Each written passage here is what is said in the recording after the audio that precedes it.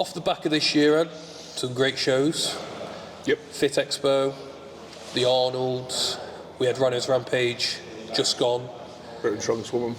British Strongest Woman, the qualifiers. I mean, absolutely brilliant shows. What's next?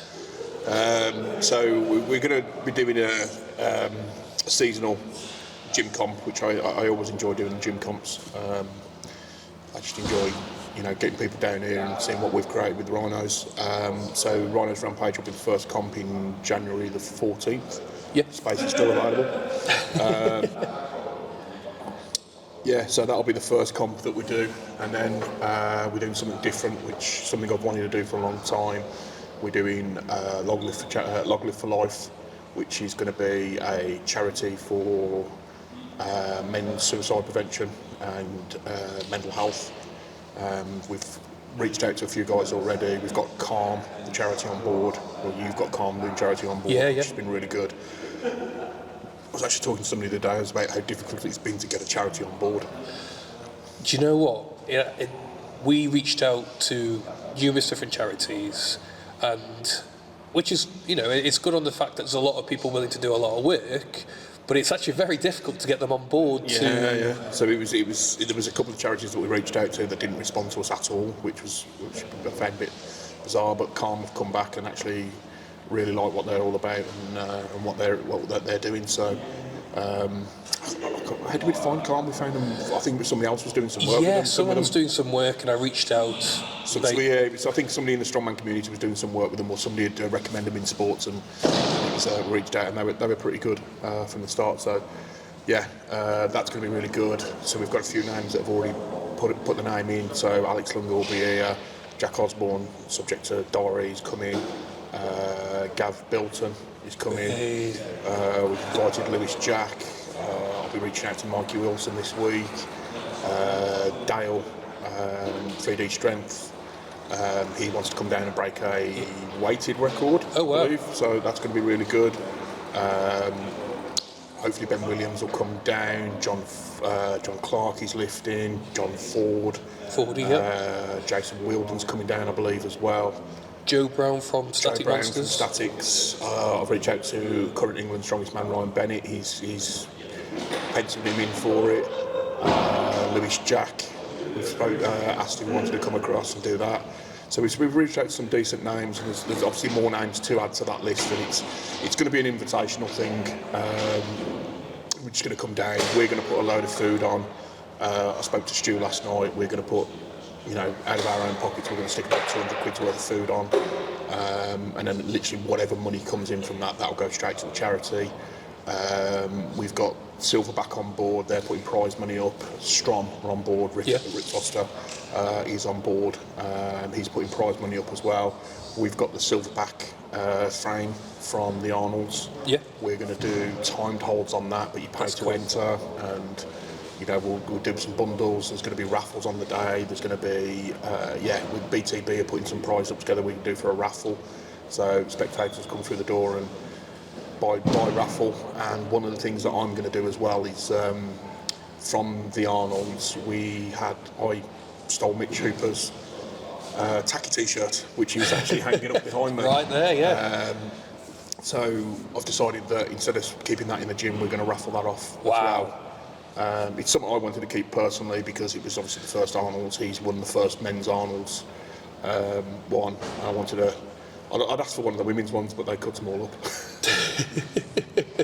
But yeah, we're going to raffle that off. It's something I did want to keep, but I think for that charity, I think we'll raffle it off and see if we can raise some money. That's a big prize because it's not just it's the winner. It's the winner, and it's a one-off. It's never going to happen again. So, we're not going to see that comp under that banner or under that thing again. So it's a one-off. It's a one-off. It won't, I think. And I think you'll notice if Mitch put a poster up the other day, a picture up about his setting up his podcast area type thing, and one of the things that I noticed is whose was the biggest trophy. It's funny enough, we'll talk about next year's Arnold and stuff like that in a moment, but yeah, we're big advocates for mental health. And it's something I've wanted to do for a long time, is do something for charity so that we can give back. I don't want to. I was talking to an athlete yesterday, and he was like, "Oh, well, what do I have to pay to enter?" It's like, you don't pay to enter. It's an invitation, or you come and lift and da da da. Well, what sponsors do we have to get? It's like, you don't have to get sponsors. I'm not putting that emphasis on the athlete. They're coming down to think. I'm not sure what we're doing about the spectators, whether we're paying for the the spectators are paying to get in, or how we're doing it. I don't know yet, but we'll make money on the day. I think from our side, we'll try and provide a stream. Yep. There's a lot of things we'll do from a Butler Boys perspective to try and get as many eyes on. If you can't make it in any way that they can, if people can't make it but they still want to contribute, we'll try and find a way of doing that.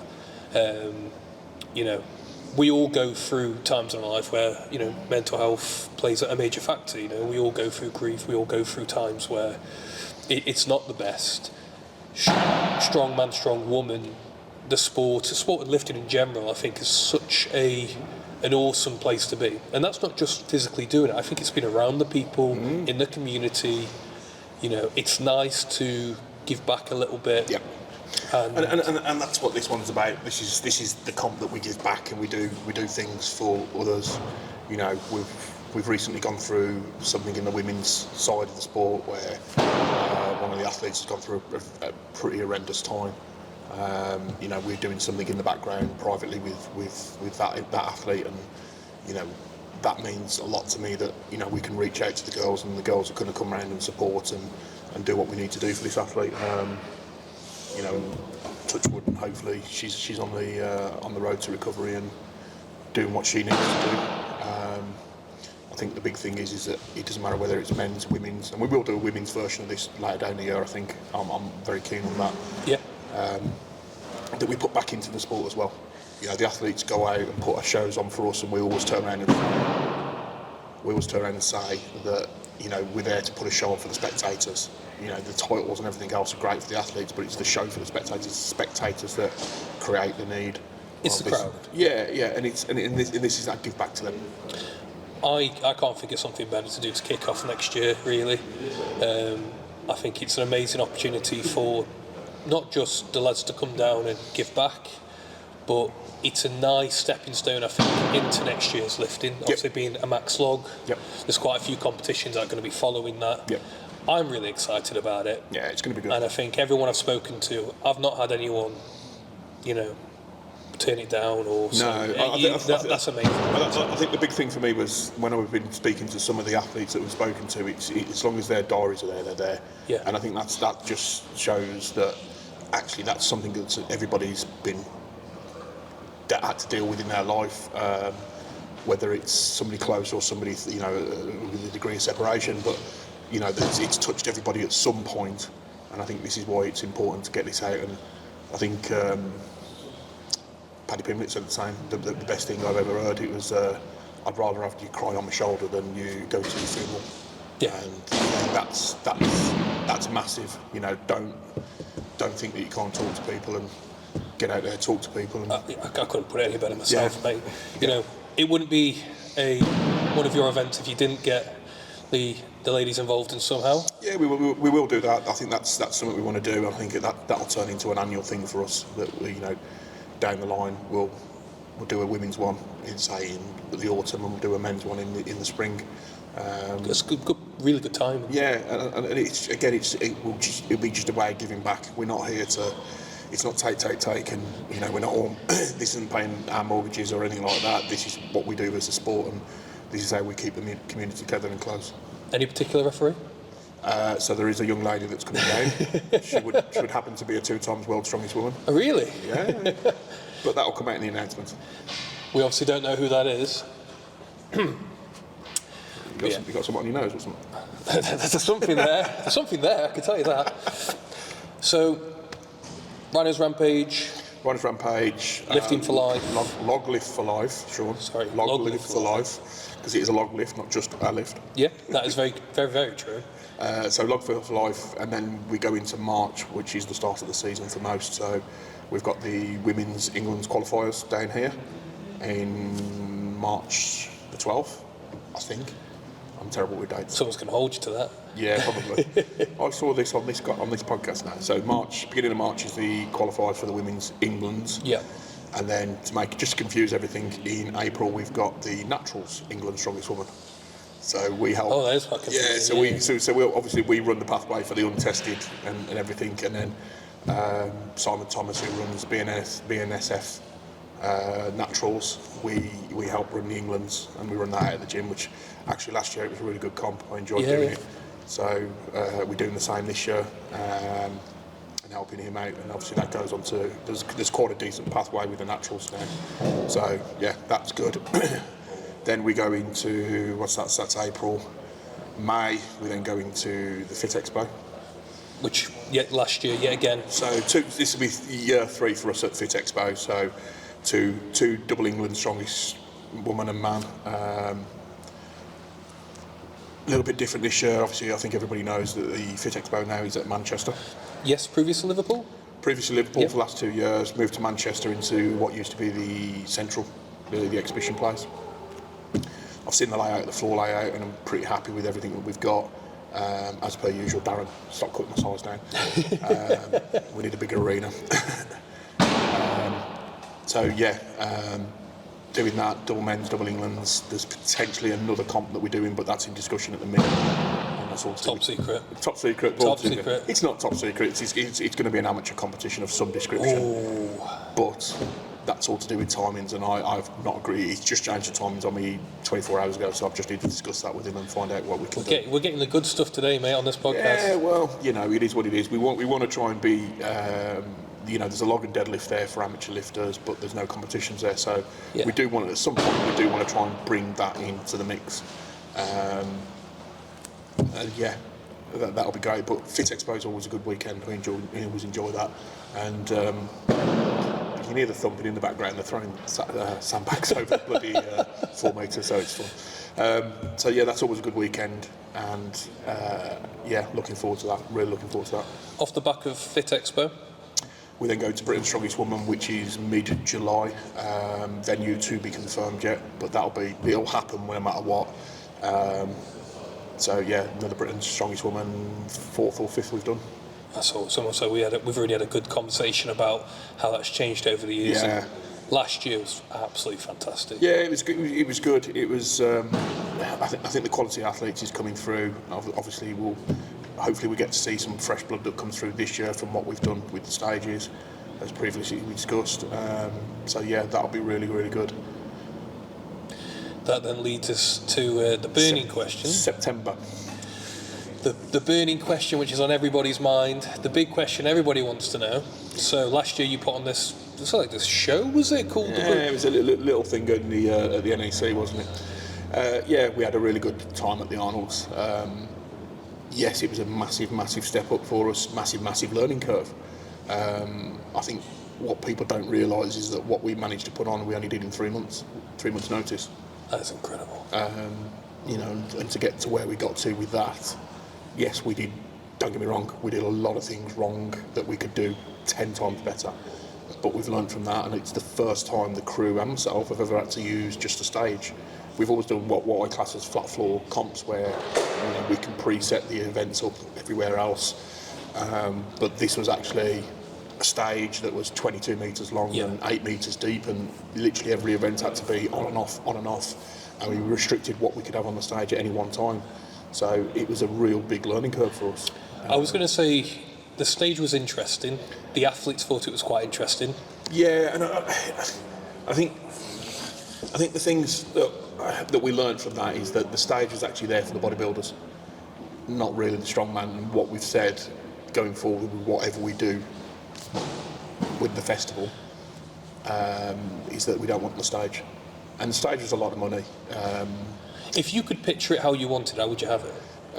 Like an amphitheatre type arena. So quite circular. Four sides. We have a tunnel, like a football tunnel from the. Some great angles there. Yeah. So and then actually Ro, who did the production, she came up with a great idea of WWE style TV box cube above us. So the big screen at the top. Big cube.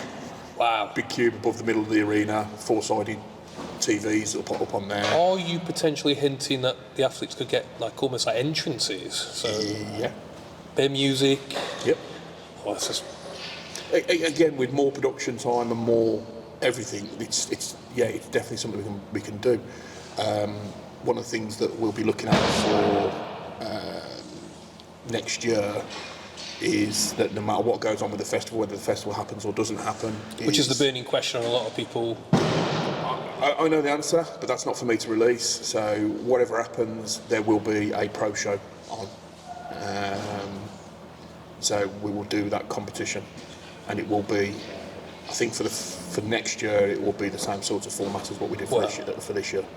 Will we see the return of the previous champion, Mr. Hooper? So he has indicated that he would, but obviously with anything, it's all timing, subject money, to change, subject to timing, money, everything else. He's indicated when we spoke to him, and it's obviously since I previously spoke to him, that he'd love to come back and do that. I think Mitch is probably one of the harder, smarter thinkers when it comes to his strongman career, and he's very about what his profile is about. So he understands, the platform that we can introduce, the money. There's obviously got to be a monetary side to it, but also obviously what he can get from the festival as well. So obviously if the festival's there, he wants to be in there, and we had this conversation at length about how he can interact with the fans and things like that. Yeah. So and I think that's one of the things that we'll definitely be looking at when the festival then comes back, is how we can help the athletes as well. I think the general reaction I got from the athletes, obviously you had a rather in-depth conversation with Hooper on his podcast. I mean, we're now months on. The feedback was amazing. It wasn't just from the athletes, it was from the crowd, it was from the surrounding, the organisers. You put on an amazing show.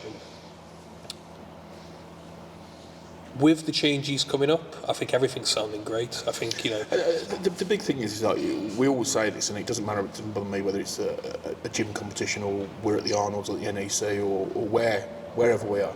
For me, it's all about creating that platform. I'm not the one that's lifting the weights. I'm not the one that's putting all that time and effort in the 6 months, the years before training. It's the athletes, it's the girls, it's the blokes. They're putting all the effort in. What we're doing is just creating a platform to them to showcase. What we look at is what's good for the athletes to compete at. What's the event, what the events are. Looks good, but also what will the crowd enjoy. If you look, so going back to the podcast with Hooper, he looked at the numbers for the events on Loss's channel, and the Stone was double viewing to everything else. It was like it was averaging like 20,000, low 20,000s for all the 5 events, and then the Stone Carry got 50,000 views, and it's just nuts. So it's something about the stones. It's something about if no one's ever picked up a stone, by the way, if there's an opportunity in your local gym, they've got a little kit for you to have a play with. Go have a play. Do you want to hear the story behind the stones? So we always wanted to do the stones, and them stones have been sat at the gym for a while, probably about 2 years, 3 years. And when I had the concept in my head about what we wanted to do, obviously the nickel stones are very, very similar to what the nickel stones are, and obviously what the original Dinny Walk is. So they're not Dinny stones, and obviously they are called the Arnold stones, but that name will change to obviously suit the competition or to suit what we do. When we set them up, and the weights are different, they're lighter than the Dinny stones, the rings are different to the Dinny stones, they're heavier than the nickel stones though. So I was like, okay, this should be good. I've seen the competitions where the nickel stones have gone, and I've seen the distances they carry.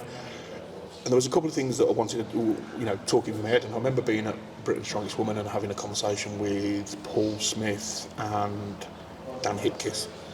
And we were talking about the stone carries, and like Paul's a good stone carrier. He's got good grip like that.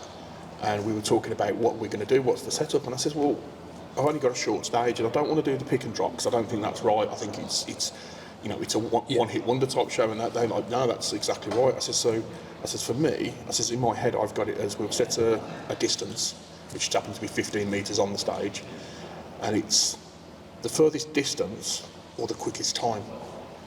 And obviously, as we know, Mitch set the quickest time, and it's like I'll be brutally honest. So when the event started, it was the one event when everything started, because everybody that saw me, when the event started, I didn't see any of the lifts. Yeah. You know, it was only halfway through the event, then I could get out to the side and have a little look. You know, we're making sure the athletes were in the right place, speaking to the athletes manager, speaking to the crew, making sure everything was running right there. And it was the one event where, as soon as it was set up, I went and found a perch and sat down and watched. And when Zadrunas, because I think it was after the deadlift, wasn't it? It was. It was after the deadlift, and Zadrunas picked up the stones. Big shock. And I was like, holy crap, he's going to finish this. And literally, what I think it was, 14, 14. It was 14, literally... I remember the number, it's 14, 14, and I was sitting there going, shit, I've not made these heavy enough. Or I've made... Because the other thing as well, I don't think people realise, obviously the Dinny stones and I think the nickel stones, the one ring is big and the other ring is small. Yep. I'm not being funny, but for strong men, trying to get into that small ring, it's a nightmare. So I made the rings both the same sizes, both the large Dinny stone ring. So I was thinking, crap, I've really messed up here, and this is going to be a bunch of people getting the quickest times. And it's like, okay, it is what it is, just crack on. And then the next 6 went out, and nobody got past. I was going to say 6 metres, I think was the longest in that thing. Big shock of Paul Smith. Paul Smith did really well, didn't he? What did he get? About 10 metres, 11 metres? Yeah. Not hooked either. And then Zaki come out and did a massive number as well. Headphones on in the game. Headphones on in the game. Really good technique. A couple of other guys went then, and then obviously Mitch come up. I think Rano was last, because Rano won the deadlift, didn't he? So Mitch was like second from last. And I've never experienced anything like the noise. The crowd when he was getting close to that end. Yeah. It was ridiculous. Probably one of the, goosebumpy type moments I've ever had watching a competition. And it was ridiculous. No, Rano, to be fair, Rano didn't do too bad. I think if he'd slowed down off his start, I think he would have got a lot further than he did. I think for me, no one.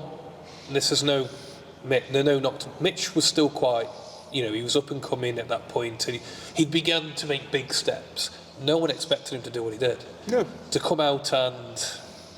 He had like 3 or 4 really good events that just absolutely, that yoke carry, the heaviest yoke ever in the UK. Yep. In a UK competition, 500 kilos. And it was only 10 metres. And I mean, again, go back to this. So again, that's going on. So that was the evening show, part of the evening show. Paul Smith comes out, 11, 12 seconds. I was like, freaking hell, that's really good. Which was amazing anyway. Really, really good. And I was like, that's going to be tough to beat. Yeah. And literally, I think, next round comes out Novikov, and Novikov goes 9. Yep. And I was like, wow. I'm sat there thinking, wow, yeah, that's quick. I was like, that's not going to be beat. And literally, I stepped into the athletes area, came back, and what I caught was Mitch going, yay, to the crowd, because he'd already been and gone. And I was like, what the hell have I just did? And then literally it was a... So I was on the backside, because I was recording. He ran so fast. It knocked me, but I'll put the footage up. It knocked, because he was so quickly. I was expecting, just a nice do-do-do-do-do. What happened was bang, and I was like, whoa. It was so quick. But he's a lot like Loz, and I don't know, obviously Loz is his coach, but I don't know if, Loz has been teaching that same technique.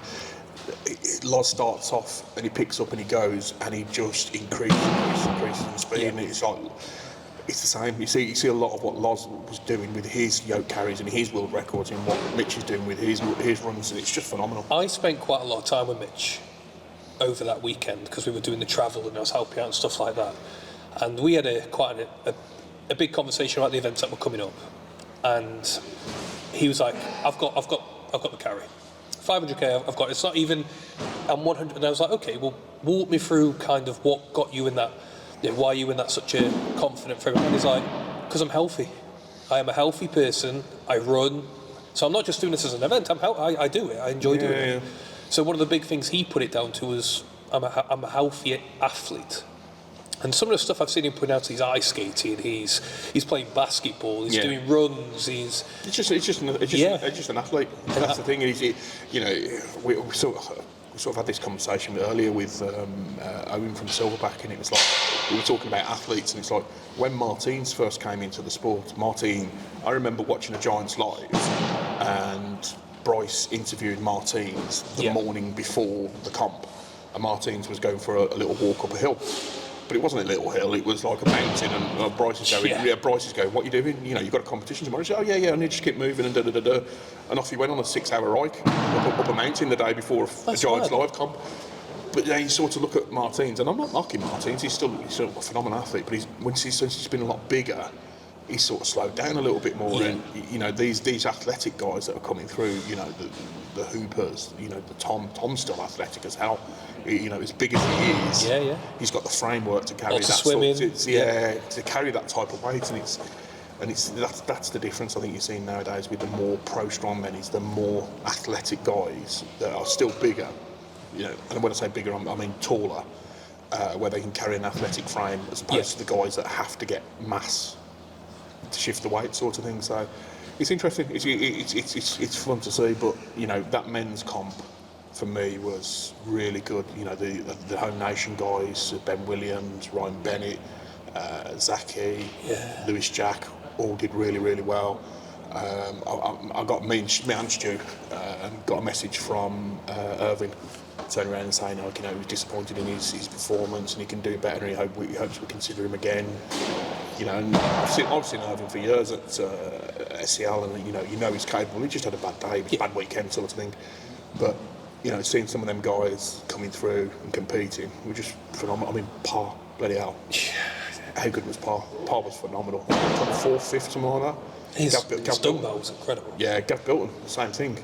I tell you what, one of the biggest compliments that I got on the weekend was from Gav, and he turned around and he went, we need more heavy. He says, I've really loved this comp. It's been a brilliant comp all weekend. He says, you've looked after us and everything. He says, we need more heavy comps like this. Well, so some of the feedback that was given to me, they actually really enjoyed having the breaks in between. Yeah. They could go back, have a quick nap, have some food. So we're talking a lot about the men, but go flip into the women side of it.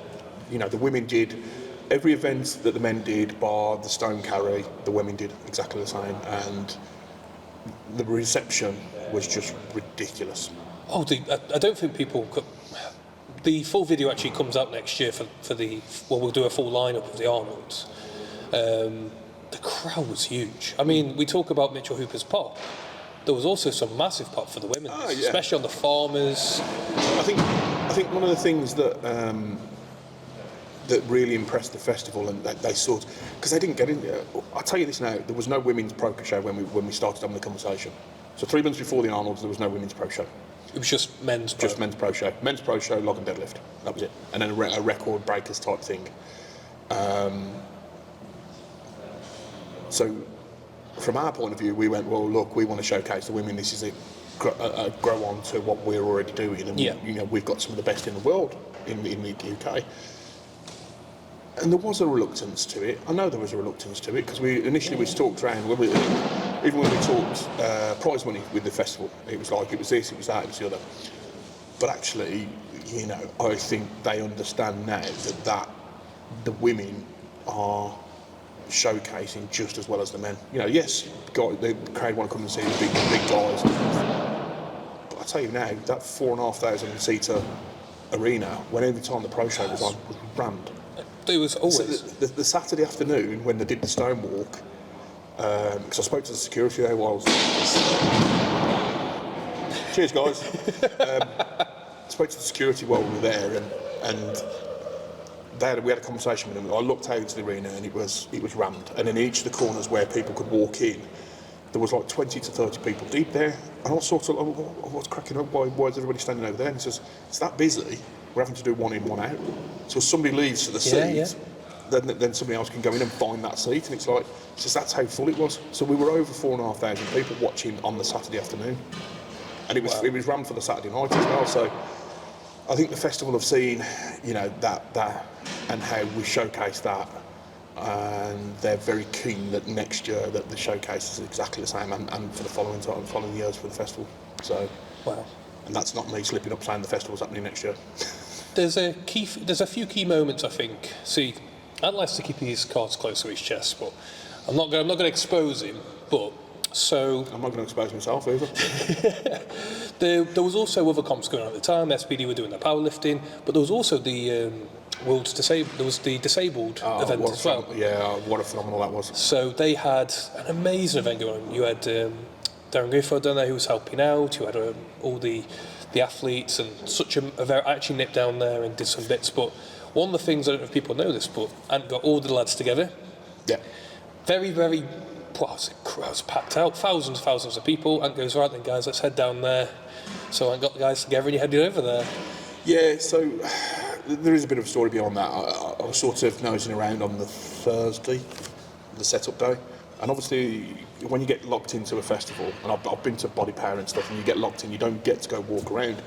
So in that strongman area where the arena was, and obviously I knew where the sponsors were, Silverback, Cerberus, and them people, I knew where all them was, but I didn't know what was going on behind. So on the Thursday night I started walking around and I saw a strongman arena. I was like, oh, what's that over there?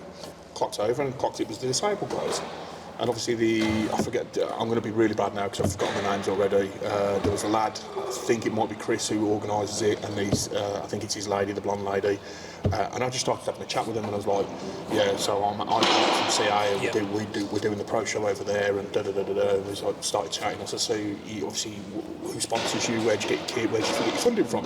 Just a general promoters conversation. And we were like, we don't really get funding for this, Rebel Strength come in and help out, and we borrow this and we borrow that, and it's like, I was really upset, mate. It was like, wow, these guys are, not struggling like we were struggling, because we had a little bit of gym kit behind us, and we made bits. You've kind of already got the foundations. Yeah, but these guys, to get these athletes to a showcase like that, it's like there wasn't much going on for them, so I said, look, obviously the Friday is going to be a busy day for me. I says, but over the weekend, if I get the guys together, can I bring the pro guys over? And I'm like, yeah, that'd be great, that'd be fantastic. I was like, as long as you're sure. I said, I don't want to, look, we're not trying to steal thunder, but, I want to get us in together with them.